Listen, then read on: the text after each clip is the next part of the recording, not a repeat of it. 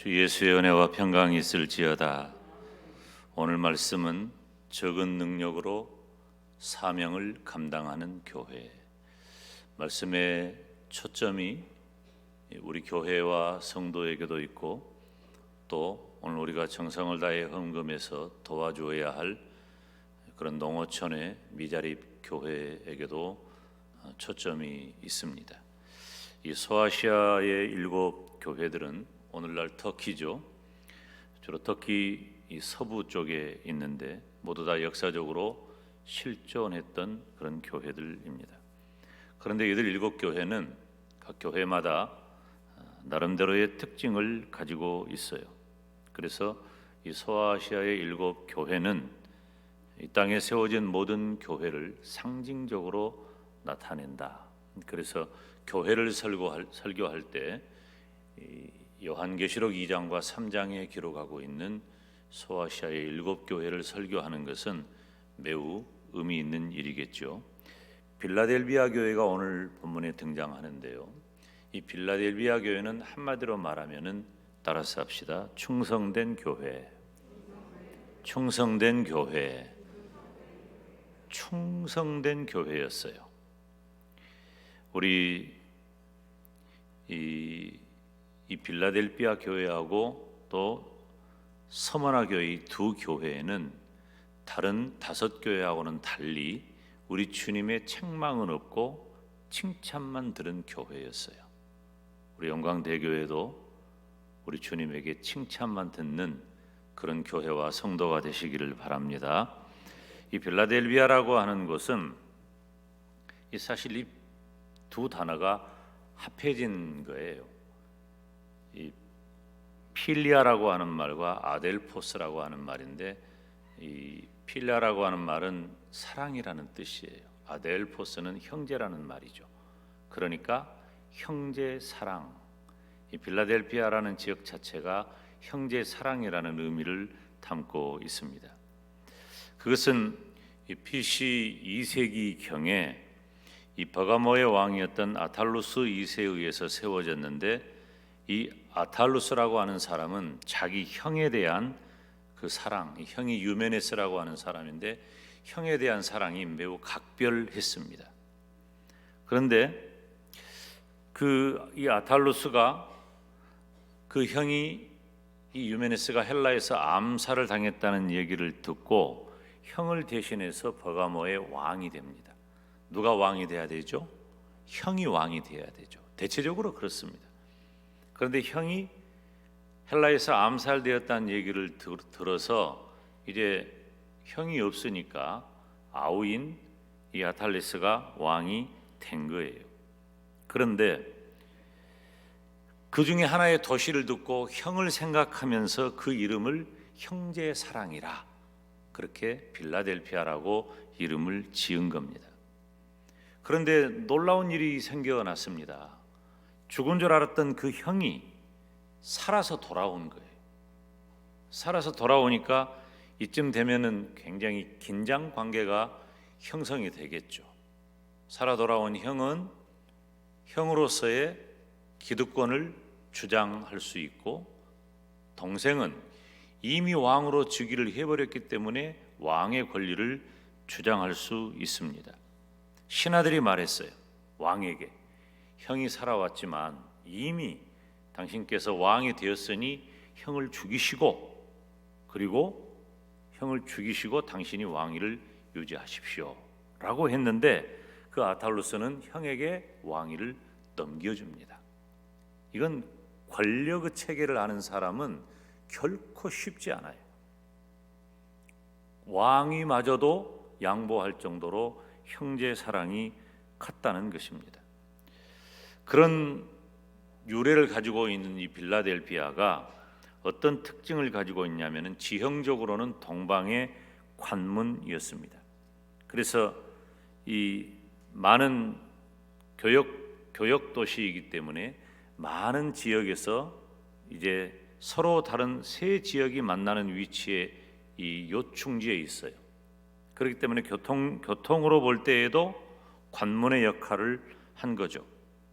예수님께서 오늘 본문에서 빌라델비아 교회 앞에 열린 문을 두시겠다라고 말씀하신 것도 그런 도시적인 특징을 염두에 두신 겁니다.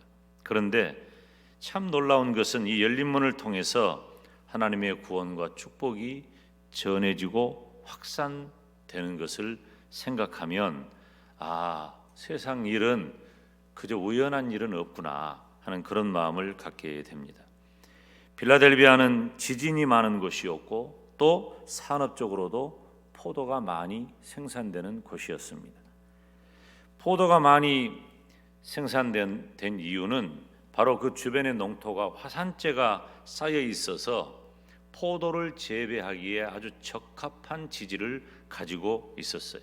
그래서 물이 잘 빠지고 그렇기 때문에 포도 농사가 아주 잘 되었습니다. 포도라고 하면은 얼른 떠오르는 게 있겠죠. 포도가 잘 되면 포도주. 그래서 그 지역 사람들은 술의 신인 디오니소스를 이제 주신으로 자기들이 섬긴 거예요. 그러니까 이 디오니소스는 헬라식 이름이 디오니소스예요. 이 로마식 이름은 바쿠스라는 건데 이 바쿠스라고 하는 데서 우리 교회 식구들이 많이 드시는 바카스가 나온 거예요. 바카스가 사실은 술의 신의 이름이에요. 근데 우리 교회 식구들은 그 잘 드세요. 피로 회복제로. 이 술의 신이 수호신이라고 하는 것에서 빌라델비아가 어떤 곳이었음을 쉽게 짐작할 수 있죠. 이곳은 술하면 사치와 향락이 따라와요. 그러니까 이 빌라델비아는 이 향락이 아주 넘치는 그런 곳이었어요. 타락한 도시였습니다. 디오니소스를 섬기는 신전만 있는 게 아니라 당시 여러 헬라의 도시들이 그러했던 것처럼 이 빌라델비아도 많은 여러 신들을 섬겼고 신들을 섬기는데 그 섬기는 신마다 이루어지는 종교적 행사가 끊이지를 않았어요. 그런데 우리가 가끔 설교할 때도 언급을 했지만 이런 종교적인 행사, 즉 우상을 섬기는 제사 행위가 이루어질 때마다 술 취하고 음란한 일들을 반복적으로 행한 겁니다. 그래서 어떤 사람은 빌라델비아를 가리켜서 작은 아덴, 작은 아테네다 그렇게 표현하기도 했습니다. 그런데 이런 곳에 하나님의 은혜로 아름답고 신실하고 충성된 교회가 세워진 겁니다. 저는 우리나라와 우리 민족을 생각을 해볼 때 하나님의 은혜가 아니면 도무지 이해할 수 없는 일들이 우리 민족에게 일어났다. 우리 민족은 근본적으로 혈통적으로 기독교와는 아무 상관이 없는 것이에요. 우리 민족은 예로부터 우상을 섬기는 특별히 이 다신교예요. 다신교이면서 샤머니즘적인 요소가 상당히 강합니다. 지금도 우리 민족의 정서에 흐르고 있는 것이 바로 샤머니즘적이에요. 무속신앙이죠. 이것은 여타의 종교와는 좀 더 다른 저급한 그런 종교적 행위예요. 그런데 하나님께서 은혜를 주셔서 마치 술 취하고 향락하고 우상을 섬겼던 빌라델비아에 예수 그리스도의 복음으로 교회를 세우셨던 것처럼 우리 조국에도 하나님께서 예수 그리스도의 복음을 허락하시고 교회를 세우셨으니 그 일이 감사한 것입니다. 특별히 우리 교회는 지금부터 117년 전에 우리 장로님도 기도할 때 언급했지만은 선교사님에 의해서 세워진 교회입니다.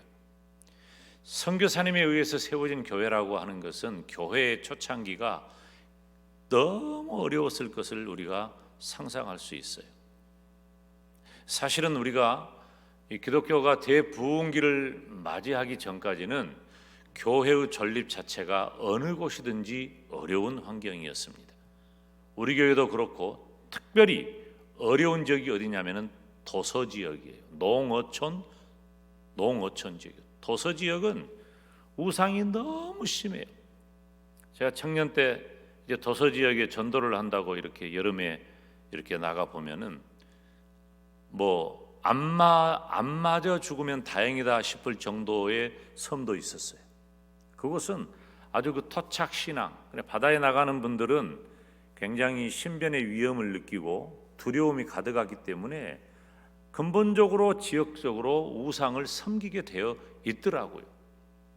특별히 우리가 사는 이곳 영광 땅도 종교성이 매우 강하기 때문에 그런 면에 있어서 우리의 믿음의 선조들이 선교사님에 의해 복음을 받아들이고 교회가 세워져가는 과정은 결코 순탄치 않았을 것이다. 그런데 이 빌라델비아 교회가 칭찬을 받은 거예요. 여러분, 우리도 칭찬 받으시기를 바랍니다. 칭찬을 받는데 몇 가지 이유가 있어요. 첫째, 네가 적은 능력을 가졌다 그랬어요. 적은 능력을 가지고도. 사람들은 생각할 때 능력이 적으면 너는 왜 그렇게 능력이 적으냐? 좀 더 큰 능력을 좀 가져라. 이렇게 말할 수도 있지만 믿음 안에서 내게 주어진 적은 능력을 사용하시는 분은 하나님인 줄로 믿습니다. 저는 제가 광주에서 이렇게 교회학교 교사를 하고 또 목회를 하면서 굉장히 마음에 좀 힘들었던 경우가 몇 차례 있었어요. 그건 뭐냐면 우리 고등학교 학생들 정말 열심히 잘 가르치고 공부도 열심히 하라고 그러고 신앙과 실력을 갖추라고 그러고 그렇게 지도를 하면 그 아이들이 대학을 다 어디로 가냐면 다 서울로 또 다 가요. 서울로 가가지고 취직을 해서 다시 광주로 내려와가지고 모교회를 섬기면 얼마나 좋겠어요. 안 와요. 그대로 빠이빠이 끝나는 거예요. 근데 가만 생각을 해보니까 제가 고등학교 시절에 제 친구가 영광에서 유학 왔어요. 영광에서 백수 사는, 지금 생각하면 백수 사는 영광 친구였어요. 지금 그 친구는 제 모교회를 거쳐서 서울에 가서 경양교회, 아마 지금 그때 한 십몇 년 전에 안수 집사님이었으니까 장로님이 됐는지 안 됐는지 그대로 연락이 안 되니까 잘 몰라요. 그러니까 제가 가끔 그런 얘기를, 요즘은 그런 얘기를 합니다. 아, 그렇구나. 시골 교회가 멋자리구나 하는 그런 마음을 갖게 된 거예요. 근데 이 시골 교회는 사실은 도시교회의 성도들을 많이 보냅니다. 그리고 도시교회도 중소도시는 대도시교회로 많이 보냅니다. 도서지역은 어떨까요? 지금 그렇게 예수님을 믿어가지고 도시에 혹은 대도시에 학생들을, 성도들을 보냈던 그 교회들이 지금은 굉장히 어려워졌습니다. 자립하기가 어렵고 장로님들이 계신 교회도 있지만 없는 교회가 대부분이고요. 장로님들이 혹시 계셔도 그 연령이 이제 많아져 가지고 다시 장로님을 세울 길을 찾지를 못해요. 노회에서도 이런 부분들을 상당히 지금 유의해서 살피고 있는데 장로님을 2년 안에 세우지를 못하면은 피해 당해가 됩니다. 이건 교회가 조직된 교회를 이루어야 하는 것이 교회의 중요한 의거든요. 근데 그 요건을 갖추지 못하니까 교회가 굉장히 힘든 거죠. 우리 영광 지역에도 섬교회도 있고 그리고 시골 교회도 있습니다. 뭐 우리도 시골이지만 더 시골 교회가 있는 거죠. 그런 의미에서 보면은 이렇게 농어촌의 미자립 교회는 그 능력의 정도로 판단한다면은 적은 능력을 가졌다 이렇게 평가할 수 있어요. 그런데 얼마나 놀랍냐면요. 지금 제가 아까 기준을 몇 가지 말씀을 드렸죠. 50명이 채 되지 않고 그리고 이 사역자들의 목회자들의 생활비가 50만 원도 채 되지 않는 교회들이 너무 많다는 거예요.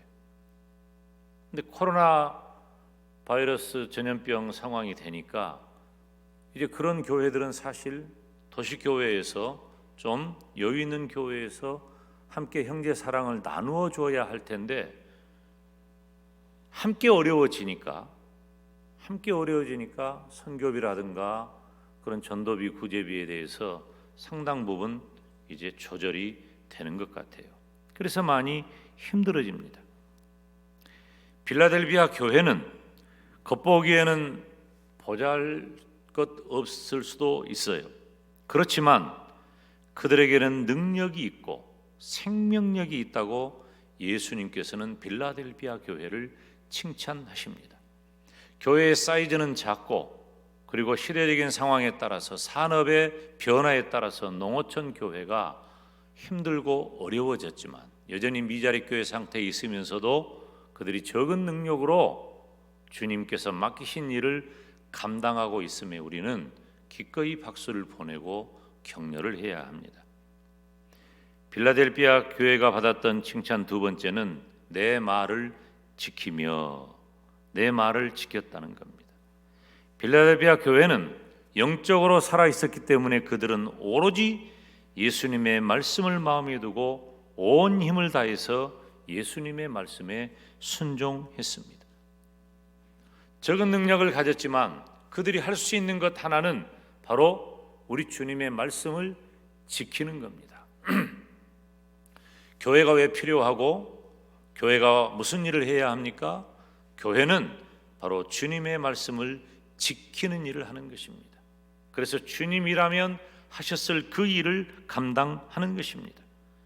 요한복음 14장에 보니까 예수께서 대답하여 가라사대 사람이 와서 사람이 나를 사랑하면 내 말을 지키리니 내 아버지께서 저를 사랑하실 것이요 우리가 저에게 와서 거처를 저와 함께 하리라. 나를 사랑하지 아니하는 자는 내 말을 지키지 아니하나니 너희의 듣는 말은 내 말이 아니요 나를 보내신 아버지의 말씀이니라. 하나님의 말씀을 예수님의 말씀을 듣고 지키는 사람은 하나님의 말씀을 듣고 지키는 사람이라는 것입니다. 예수님을 사랑한다면 예수님의 말씀을 마음에 두고 예수님의 말씀을 지켜야 합니다. 저와 여러분도 예수님의 말씀을 지키는 교회와 성도가 되시기를 주님의 이름으로 축원합니다. 그런데 앞서 언급한 그 농어촌의 그 미자립 교회가 무엇 때문에 존재하냔 말이에요. 무엇 때문에? 바로 주님의 말씀을 지키기 위해서. 예수님의 말씀을 지키는 것이 예수님을 사랑한다는 증거가 되기 때문이에요. 사실은 노예에서도 그렇고 총회에서도 그렇고 조금 몇 가지 방법을 마련해 보는 경우가 가끔 있어요. 정말 작고 어려운 교회들이 좀 이렇게 통폐합을 조금 해서 교회 형편이 조금 나아지도록 하면 어떨까 하는 그런 아이디어를 내기도 하지만 사실상 지역적인 한계 때문에 교회 사이즈만 가지고 교회를 통폐합하는 것은 무리다라는 결론에 언제나 도달합니다. 왜냐하면 바로 그 지역에 그 영혼에게 복음을 전할 교회와 성도가 필요하기 때문이에요. 요즘은 개척을 많이 하지 않아요. 개척하지 않는 시대가 됐어요. 저는 우리 후배들에게 개척하라고 권면합니다. 개척을 해야 한다. 지금도 교회 없는 곳이 많고 그리고 또 교회가 있다 할지라도 예수 그리스도의 복음을 증거할 교회가 지금도 필요하다. 한국에는. 여러분, 우리 한국 교회가 부흥하고 성장할 때가 어떤 때였어요? 교회를 개척할 때였습니다. 지금은 너무 강단에서 말하기 조금 불편하고 힘든 그런 상황까지 온 교회들도 너무너무 많습니다. 사랑하는 여러분, 지금도 미자립 상태에 있지만은 적은 수를 가지고도 교회를 지키면서 예수님의 복음을 전하고 예수님의 말씀을 지키는 그런 교회를 위해서 저와 여러분이 다 기도하시기를 주님의 이름으로 축원합니다. 세 번째 빌라델비아 교회가 받았던 칭찬은 내 이름을 배반하지 않았다는 것입니다. 빌라델비아 교회는 사실 유대인들로부터 핍박을 받았어요. 타락한 세상의 유혹도 만만치 않았어요. 시대적인 환경이 그래요.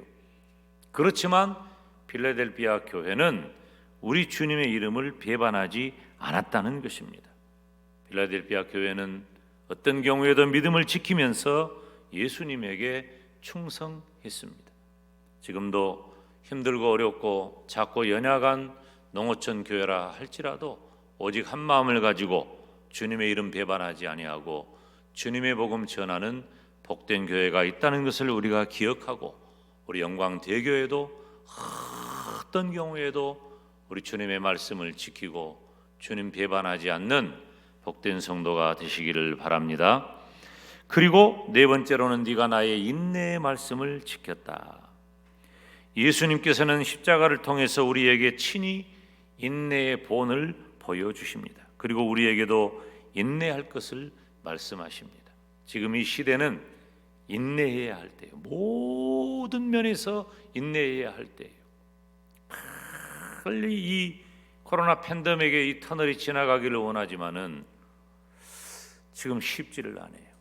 원래는 다음 주부터 2부 예배로 전환을 해볼까 생각도 좀 했어요. 그런데 아직은 좀 필요하다. 그래서 우리가 4월 마지막 주일이 지금 성례주일이거든요. 셋째 주일이 부활주일이고, 둘째 주일인가? 셋째 주일이 부활주일이고, 마지막 주일이 성례주일인데 성례주일까지 한번 추일을 좀 더 지켜볼 생각입니다. 지금은 이처럼 믿음을 지키고 믿음을 따라 살기가 굉장히 어려운 때예요. 우리도 그러한데, 도시도 그러한데, 큰 교회도 그러한데 작고 연약한 교회는 훨씬 더하다는 것입니다. 그렇게 칭찬받았던 빌라델피아 교회는 우리 주님께서 주신 축복의 교회가 됩니다. 우리 주님께서 세 가지 축복을 허락해 주셨는데, 첫째는 열린 문의 축복을 허락해 주십니다. 예수님께서는 빌라델피아 교회 앞에 열린 문을 두셨다고 말씀하십니다. 이 열린 문이라고 할 때 우리가 문을 생각해 보면, 예수님께서 요한복음 10장에 보니까 나는 양의 문이다 그랬어요. 목자가 먼 곳으로 양무리를 끌고 나가가지고 밤이 되면은 다 우리 속으로 양을 불러들입니다. 그리고 그곳을 입구를 길게 누워서 입구를 목자가 막아요. 그러니까 양들이 함부로 드나들지 못하도록 목자가 문 역할을 해주는 거예요. 우리 주님께서 나는 양의 문이다. 그래서 나로 말미암아 드나들어야 한다.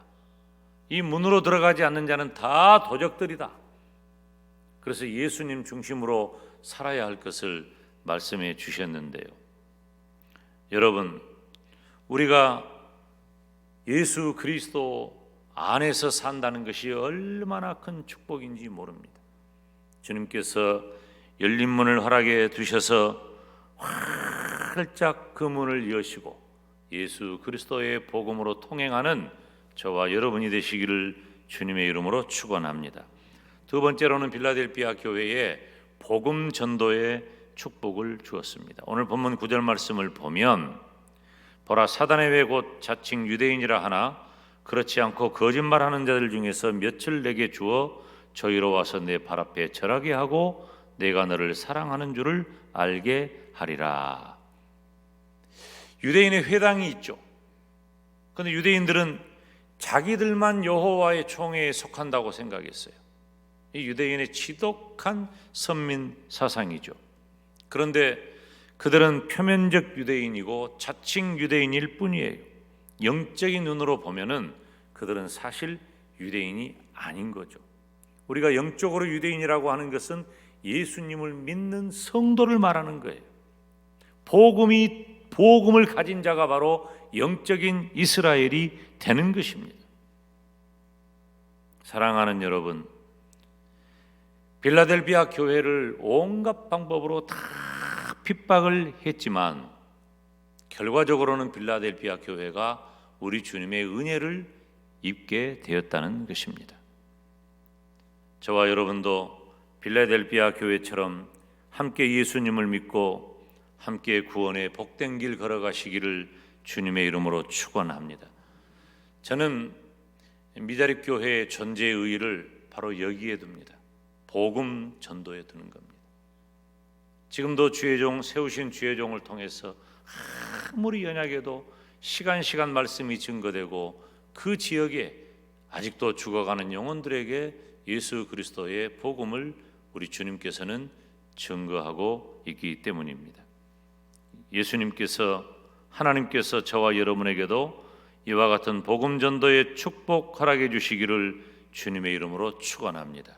그리고 힘들고 어려운 중에 목양하는 미자립 교회의 주의 종들과 교회들에게도 이 복음 전도의 길이 활짝 열려지기를 주님의 이름으로 축원합니다. 세 번째로는 보호해 주시는 축복입니다. 10절 말씀을 보면 네가 나의 인내의 말씀을 지켰은즉 내가 또한 너를 지키어 시험의 때를 면하게 하리니 이는 장차 온 세상에 임하여 땅에 거하는 자들을 시험할 때라 그랬어요. 그런데 내가 또한 너를 지키어 그랬잖아요. 우리 주님께서 빌라델비아 교회를 지켜주신다는 게 그 어떤 환난이 온다 할지라도 주님이 지켜주시면 평안하고 든든히 서게 되는 것입니다. 예수님께서 빌라델비아 교회를 붙드시고 지켜주시기 때문입니다.